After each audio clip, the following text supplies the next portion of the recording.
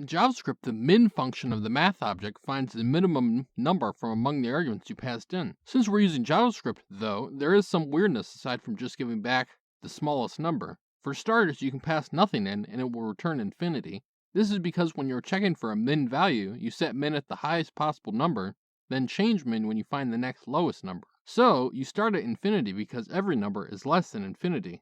Passing in a single argument gives you back the argument you passed in. This is because of the first part we covered. Any number other than infinity itself will be less than infinity. 2 or more arguments gives you back exactly what you would expect, the smallest number from amongst the arguments you passed in. One last thing, getting the minimum value of an array. You can do the following code to use min to find the minimum value in the array.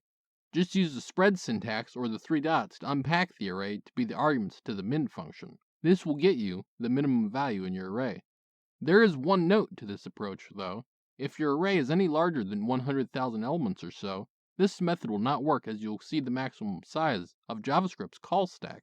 That is not a problem for this video to solve, though. This has been Jakubication. Like and subscribe to learn more.